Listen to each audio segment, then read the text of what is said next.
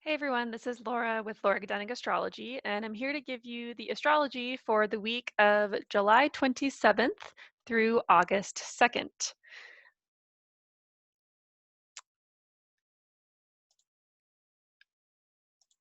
Okay.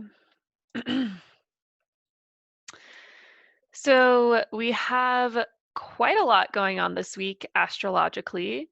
So this might be kind of a longer video. If I can just move this thing down here. Okay. So starting on Monday, we have, okay, give me one second. We have Venus and Gemini making a square to Neptune in Pisces. Squares are 90 degrees between two planets. Remember, every sign has about 30 degrees in it. And they indicate challenges and conflict and disagreements. Um, in this particular case, however, this is the third time that Venus is making a square to Neptune.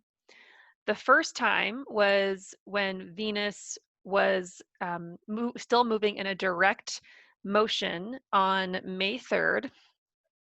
The second time was when Venus stationed retrograde and moved backwards through the zodiac and made a second square with Neptune and Pisces on May 20th.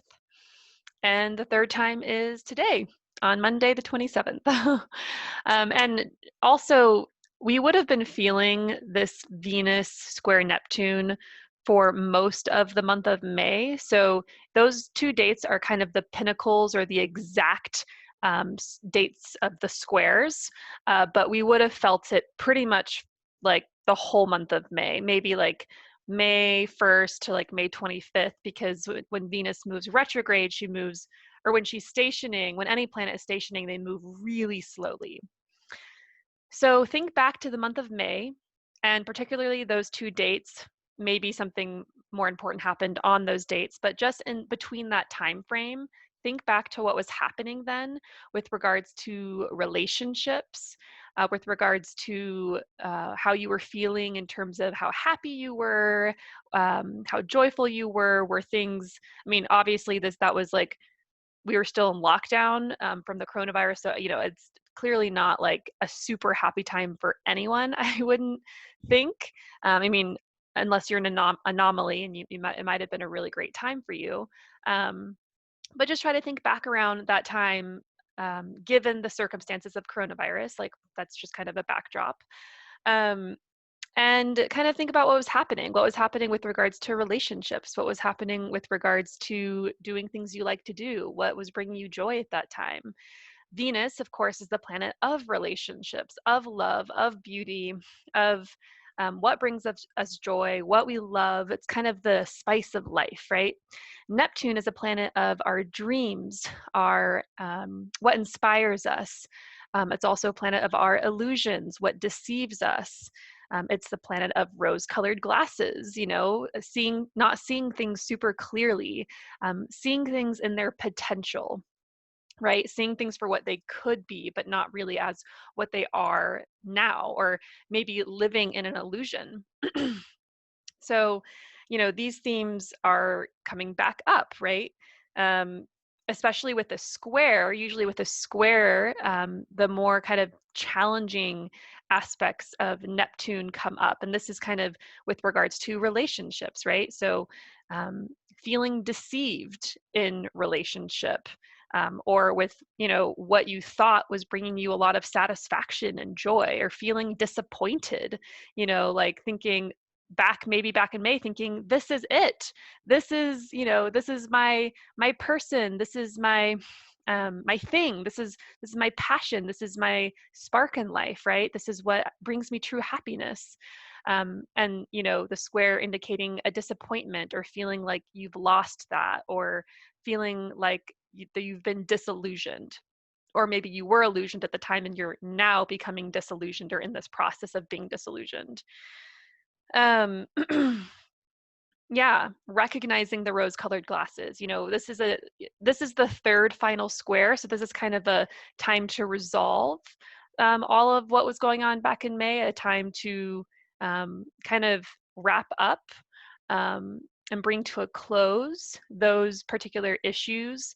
Maybe finally recognizing, oh, that wasn't the right relationship for me, or oh, that wasn't the thing that that thing that I thought was my ticket to feeling happy and joyful and passionate and whatever, that wasn't really what I wanted. That's not really what I desire deep down. That's not really what I love. And really recognizing that this time around, and feeling like that's come to a close and you've been able to move through the disappointment and work through that and be able to kind of move on.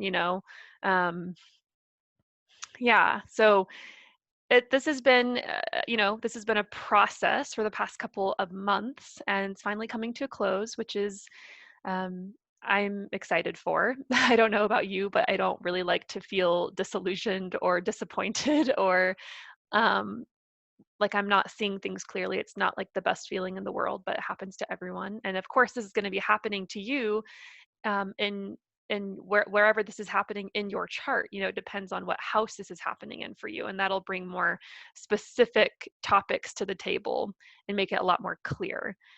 One of these days, I think I will start doing videos for everyone's rising sign, and that will bring more specifics. We'll see when that happens, but anyway, the other thing happening on this day is we have Mercury making the final square to Mars. Mercury's in Cancer. Mercury is moving back through the same degrees. Actually, I think it just passed the degree in Cancer where it first went retrograde. But Mercury's been in Cancer for quite some time now. We've been dealing with our thoughts, our mentality, our minds have been around women, mothers, home, family. We've been, the past several weeks, kind of maybe an inner turmoil around these topics in general, because Cancer represents all of those things I just mentioned. Um, and on a more general level, Mercury represents our mind and how we think and communicate. And Mars is the god of war. It's how we fight, it's conflict, it's how we assert ourselves, it's our competence, it's our motivation. And a square, once again, challenging aspect. This is classic argument, debate, conflict, letting grievances air. And this is also an aspect that we've been dealing with pretty much the whole month of July. We had the first square between Mercury and Mars when Mercury was retrograde in Cancer, and this was on July 8th. So you can think back to that time, and then of course, it would have been in effect a couple days prior to that, because um, you know you're feeling this energy much a couple days before two planets go into an exact aspect. So we've been feeling this all month long, this tension, this conflict, needing to talk things out, needing to verbalize disagreements, needing to fight. And I think I mentioned before, this is that can be a really positive aspect for people who are more soft spoken, or who aren't used to speaking their truth, or who aren't used to speaking up. But it could be, a little bit challenging for people who are a little bit more hot-headed or a little more assertive, or who are already used to saying what they think or what they believe. It can it can indicate impulsive speech. So letting something slip out of your mouth and then regretting it later, and like, ooh, I shouldn't have said that. Like, that just came out without me thinking about it.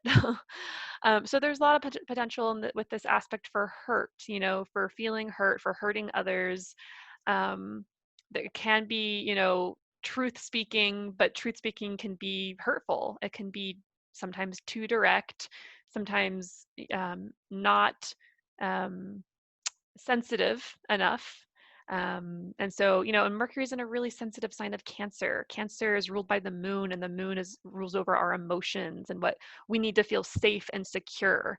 So, this is challenging for Mercury. Mercury in Cancer, this is a pretty harsh aspect. Mercury in Cancer feels really insecure and really emotional. And this is kind of the state of our mentality as a collective these past couple of weeks. And Mercury in Cancer, Cancer being the sign of our family, of our tribe, it's very much so, um, the mind being focused on who's my tribe, who's in my family, who's in my clan, and how can I protect these people. And Mars can even be seen as, the person or the figure in a way like attacking Mercury and Cancer. Mercury and Cancer might feel rather attacked. And this is playing out not only in our interpersonal relationships, but also just in the world at large, right?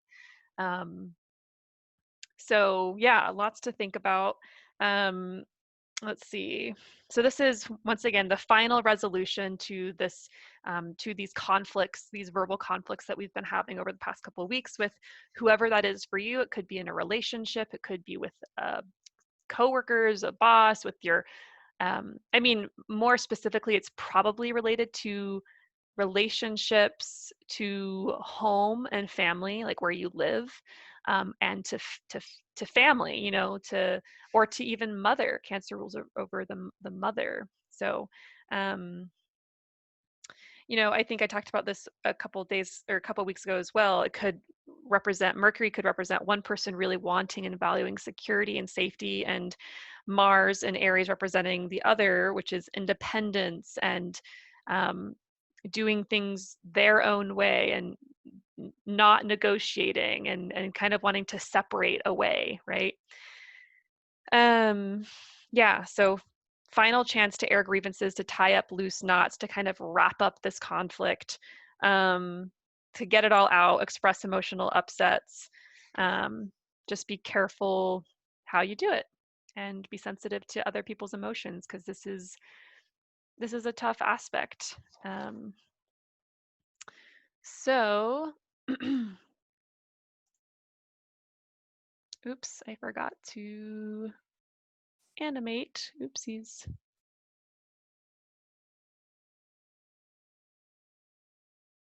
Okay. Oh,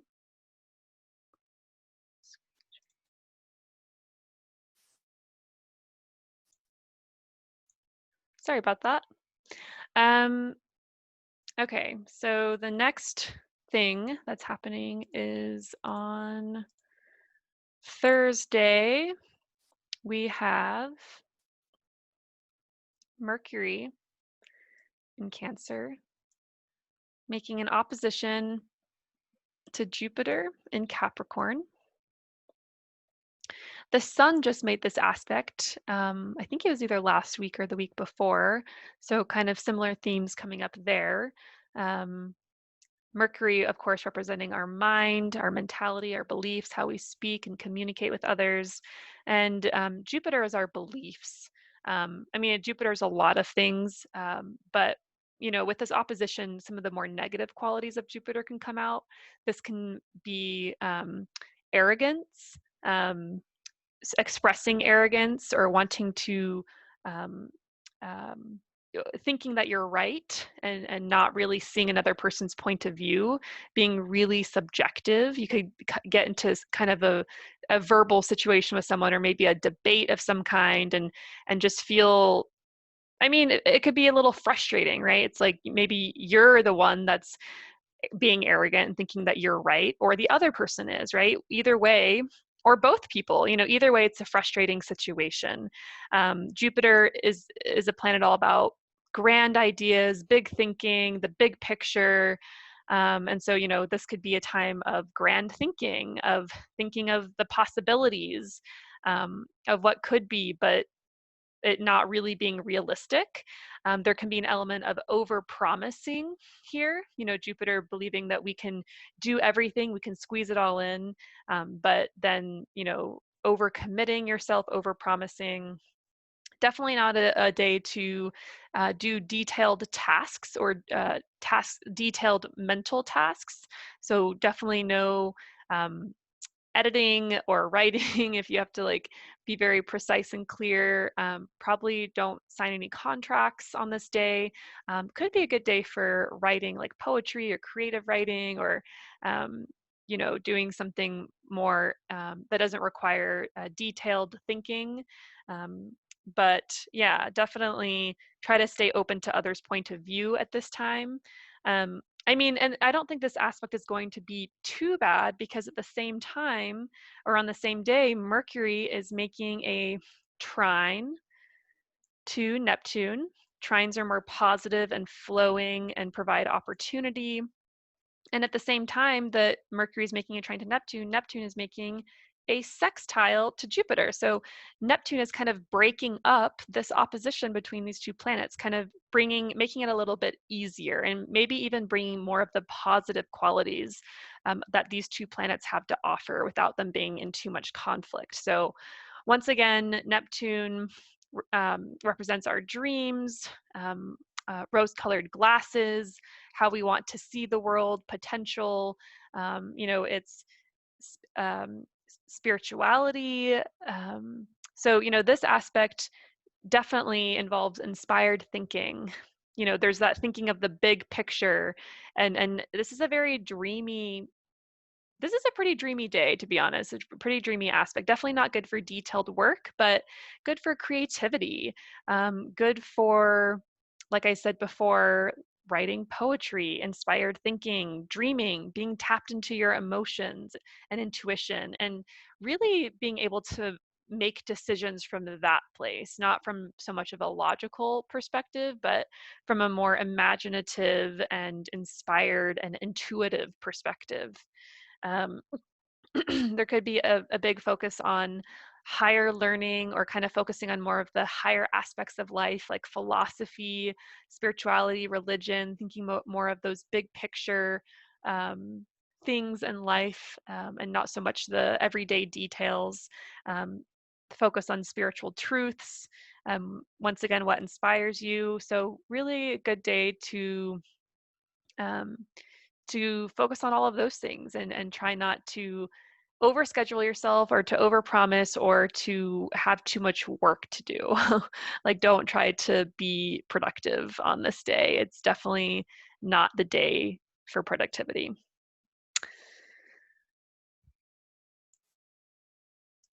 And then Saturday, August 1st, this kind of, well, Mercury's still in the picture, because Mercury is kind of traveling through this journey of opposing all of these planets in Capricorn.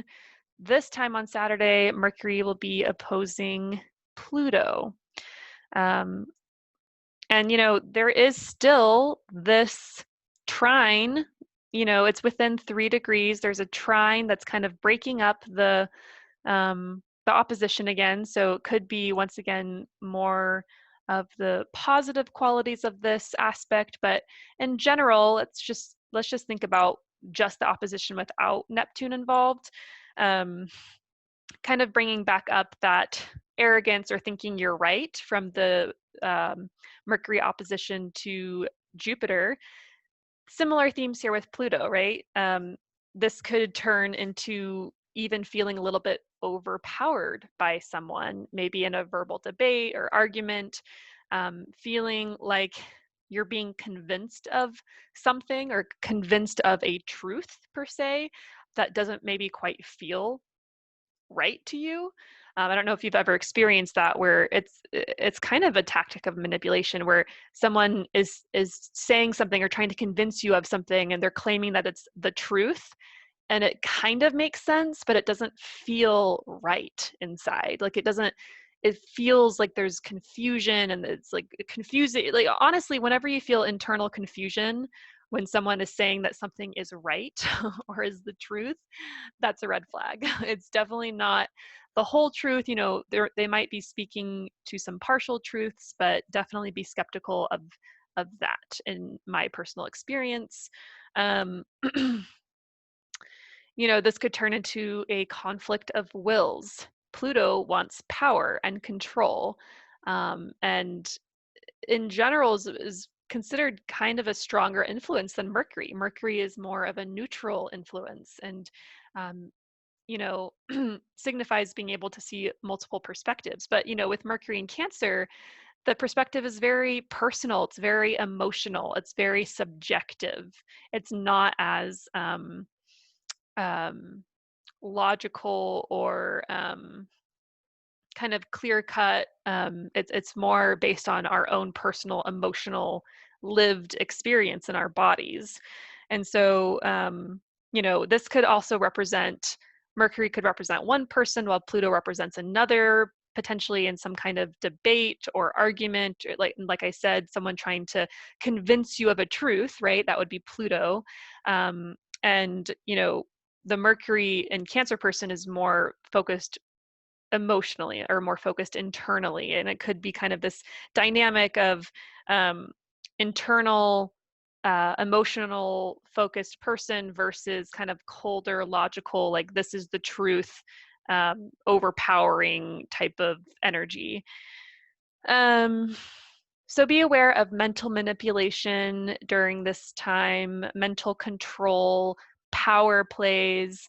um, I'm hoping that the Neptune breaking up the opposition will be helpful in this aspect, but it could also kind of facilitate even more confusion and more feeling like you don't know what's real or what's true, and feeling very confused. So, once again, not a great day for detailed work, not a great day to make decisions or sign contracts. I would wait until Mercury is out of Cancer completely to do any of that stuff if you can. Um, yeah, and I wanted to also mention, because of Pluto and Jupiter so close together, um, this kind of could represent, in a more negative sense, propaganda, indoctrination, fake news, really wanting to convince someone of the truth, right? With a capital T. And we always want to be careful when someone wants to convince us of the truth, right? We'd never want to necessarily believe blindly. Yeah, so be careful of also being talked into something that you just don't want to do. Really pay attention to your gut here, really pay attention to your emotional experience and your own body. That will tell you the truth more than anything. I think. I mean, obviously logic is really helpful in certain situations, but in this particular situation, I would say really be careful of someone trying to convince you of something that doesn't feel right. Another kind of signification of this could just be really being mentally obsessed with something, or with an idea. Mercury being the mind, Pluto indicating obsession, compulsion. This could be, getting kind of turning back into an old bad habit that you felt has controlled you in the past. Turning to compulsive behavior. What do you do when you feel like your life is threatened? What do you do when you feel like it's a life or death situation? And be very aware of your habits, right? What are your habits that you go to, or you turn to feel safe and secure? Mercury in Cancer is very concerned with security and safety, and it could be to your detriment, right? Um, and especially with Neptune involved, Neptune rules over altered states of consciousness and kind of and drugs, right? So be careful of overdoing it, is all I'm going to say. You can have that glass of wine, but be careful of doing a little too much. Um, and then, so that's pretty much it for Saturday. On Sunday, the 2nd, the Sun in Leo makes a square to Uranus. So yeah, this is a big week. There's a lot happening, as you can see. So the Sun represents our will, our consciousness, our awareness, kind of just like in general us, or kind of a general sense to the day. Uranus is a planet of rebellion, revolution, change, surprises, specifically unexpected change, upsets, changes to the status quo. So on this day, the key is to expect the unexpected, and really intentionally create the unexpected in your day. I would say the way to best use this energy, um, in full awareness and full consciousness, is to do something out of the norm. Don't follow a normal routine, because if you try to stick to the norm, it will be disrupted by an outside force. But if you consciously work with the energy and you introduce something different or new, or something that you've never done before, if you take a chance on this day, then you're working with the energy rather than against it.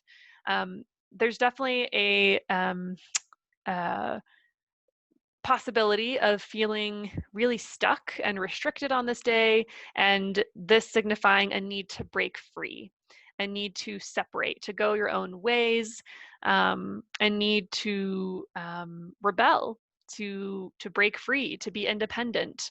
And this could be, in relationships. This could be in all sorts of situations, at work and just daily life. But it might just be, you might feel kind of anxious this day. Uranus is like that planet that says, I need freedom, I need freedom, I need freedom. And it can feel really susceptible, or sensitive to feeling trapped in any way. So, just kind of allow yourself to be restless, and to also be explorative, to kind of use that restless energy to experiment, and to explore, and to be creative and innovative as well. Um, this is, I mentioned this could play out in relationships. So once again, one person in a relationship dynamic, whether this is like romantic relationship, parent-child relationship, friend relationship, it could be any kind of relationship. But usually with these situations in relationships, one person plays one planet and the other person plays the other planet. So, you could be the sun in Leo can be a little controlling, and can be a little like, I need things this way, I need control, I'm in command. Leo's the sign of the sun, it's the sign of the king. It's very commanding and authoritative, and not necessarily in a negative way. That can be really great in certain circumstances, but in this particular one, it's like, I need control and I need things to be this way, and I'm in charge, right? And Uranus is over here saying, hell no. I'm in charge, like, I'm in charge of my own person. I'm autonomous. I'm independent. I'm leaving this situation. So, be aware of, whether you're the person being controlling or demanding, or maybe overly authoritative in a situation, and maybe expecting too much out of another person, or if you're the person that feels controlled by another person and you're the one that wants to break free. So just kind of be aware of that dynamic, because it's very possible on Sunday. Yeah, don't try to be responsible. Don't expect to be productive. That might just be like a theme for the whole week. Is like, don't try to necessarily get a lot done if you can help it. I mean, clearly we all have jobs. Well, maybe a lot of us do in this time, but if you, however much you can give in terms of like your duties or responsibilities, I would say this is the week to kind of let those go, and hopefully come back to them next week, because it's just going to be a challenge. Otherwise, it's just going to be hard. Not impossible. You can still get things done if you absolutely need to, but it'll be hard. So just keep that in mind. Um,